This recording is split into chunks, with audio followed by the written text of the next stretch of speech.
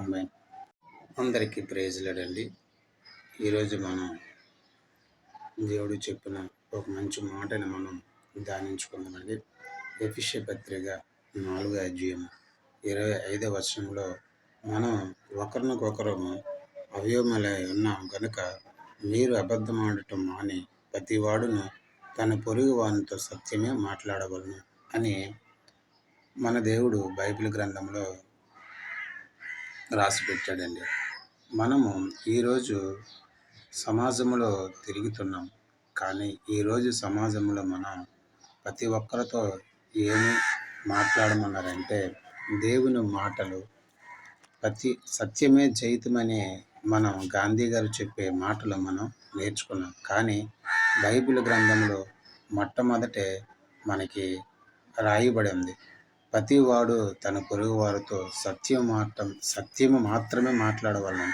అంటే ఏ మాత్రం కూడా అసత్యం మాట్లాడకూడదు, మోసం చేసి మాట్లాడకూడదు, అలాగనే వ్యంగ్యంగా మాట్లాడకూడదు అనే బైబిల్ ముందే సెలవిచ్చింది. ఎందుకంటే ప్రతి మాట కూడా పరిశుద్ధంగా ఉండాలని మనల్ని చేసిన తన తండ్రి దగ్గర నుంచి మనల్ని పంపి భూమి మీద తల్లి గర్భంలో మనకి నియమించి భూమి మీదకి మనం పంపినప్పుడు మనము ఎలా ఉండాలని కూడా 66 పుస్తకాలైన బైబిల్ క్లుప్తంగా చెప్పింది.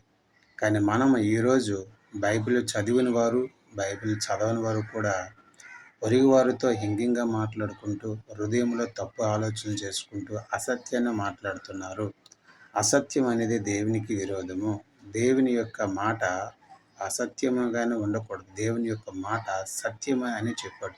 ఆ సత్యముగానే ఉంటే నీకు సమస్తము కూడా మేలు జరుగుతుంది అని బైబిల్లో సెలవిచ్చింది. కానీ మనం ఎప్పుడు కూడా ఏం చెప్పాలి?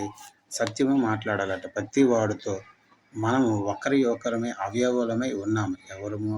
దేవుని యొక్క అవయవలమై మనం ఉన్నాం కాబట్టి, దేవుని స్వరూపంగా మనం సృజింపబడ్డాం కాబట్టి మనము పొరుగు వారితో అసత్యం మాట్లాడకూడదు. పొరుగు వారితో మనము ప్రేమ గల వారి ఉంటూ వాళ్ళతో మనము సత్యం మాట్లాడవలను. సత్యం మాట్లాడడం వల్ల మనకి ఈ క్షణముకు మన గుట్టు వేరే దగ్గర పెడతారేమో కానీ అలా పెట్టిన వారు కూడా అబద్ధం ఆడుతారు. కానీ మనం బహు జాగ్రత్తగా ఉండాలి.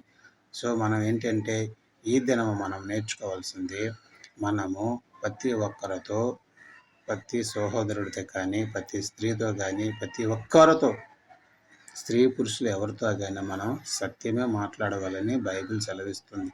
మరి ఈ యొక్క మంచి మాటను మనము, దేవుడిచ్చిన ఒక మంచి మాటను మనము నేర్చుకొని ముందుకు నడవాలని నా యొక్క చిన్న ప్రార్థన. మరి ప్రార్థన చేసుకుందామా? మరి దేవా తండ్రి, నీకు వందనాలు. పరిశుద్ధాత్మ దేవ, నీకు వేలది కృతజ్ఞతలు స్తుతులు చెల్లిస్తున్నాను తండ్రి. ఎఫెసీయుల 4వ అధ్యాయం 25వ వచనం ప్రకారం ప్రభా, మాకిచ్చిన ఈ చిన్న మాటను ప్రభా మేము ధ్యానించాం ప్రభా. మాలో ఇప్పటి వరకు తండ్రి వ్యర్థమైన మాటలు పలికి ఉన్నామేమో మమ్మల్ని క్షమించండి. తోటి వారితో మేము అసత్యం మాట్లాడామేమో క్షమించండి. నీ చిత్తమైతే ప్రభా మరలా నీ కృప చేత మమ్మల్ని భద్రపరిచి, నీ సత్యం నీ మాట నీ లేఖనంలో చెప్పిన ప్రకారం మేము నడవడానికి కావలసిన జ్ఞానం, వివేకం దయచేయమని యేసు నామములో అడుగుచున్నాం పరలోకపు తండ్రి. ఆమేన్.